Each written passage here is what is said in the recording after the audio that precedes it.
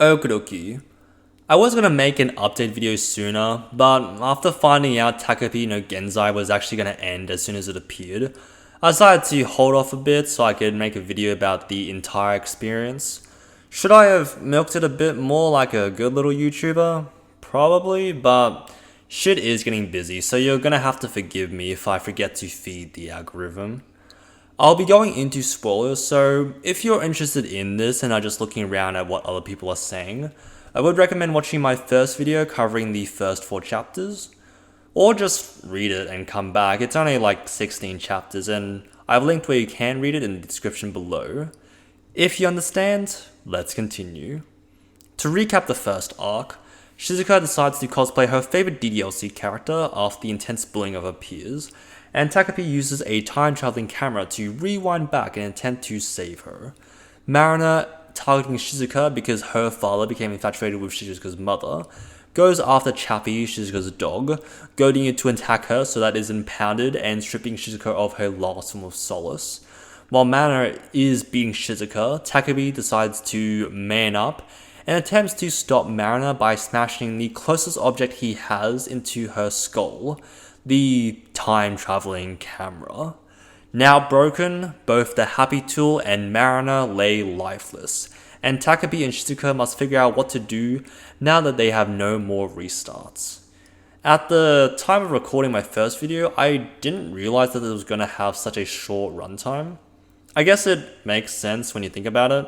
There's only so much tragedy you can pack into a story before it either gets too ridiculous to take seriously or we just get too used to the pain.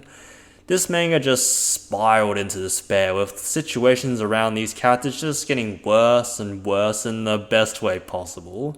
There are no good guys, everyone is being dealt a bad hand and continuing to sink themselves deeper into the mud because they can't see a way out of their hopeless situations. The time traveling does come back. Turns out Takapi should have actually been called Terminator because he was actually out to kill Shizuka. Or maybe call him Peacemaker. Takapi cherishes happiness with all his heart, no matter how many men, women, and children he has to get it. Takapi actually has arrived in 2022 initially and met Marina as a high schooler.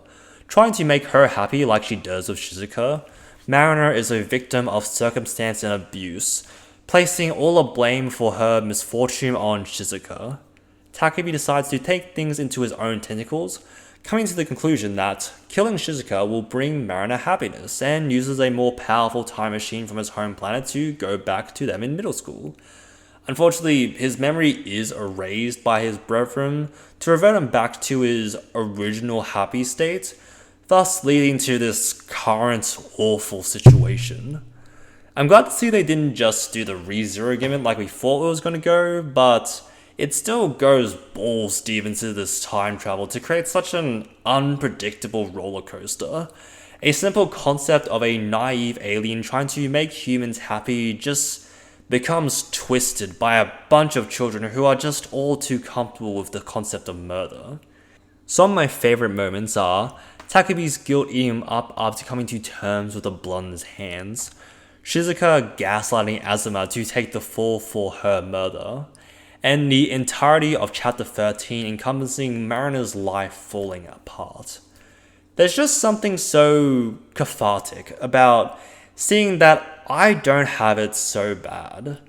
I'm worried because my life is getting crammed with work and study, while these kids are trying to maintain their sanity above the waterline. The ending itself, guess my title wasn't an absolute lie this time, it's not exactly happy, but it's bittersweet, with Shizuka and Marina having heard each other loop after loop, are able to bond over the scattered memories of a happy little alien that just tried to help them out. Its final message to all the people that feel alone and abandoned, to all the families that can't be put back together again, Takabi hopes that all of you get to grow up just fine, no matter how life is treating you. I do wonder if one more chapter would have hammered this feeling home a bit more and stop it from feeling a bit too condensed or rushed. I think this ending is pretty good on its own, but I also think that it didn't nail it 100%. Either way, if I'm right or I just wanted more from this, Takebi no Genzai was a gut-wrenching journey, and I enjoyed every moment of it, as morbid as that sounds. Thanks for watching. We'd love to see your thoughts in the comments below. Like and subscribe for more content, link to where you can read in the description below.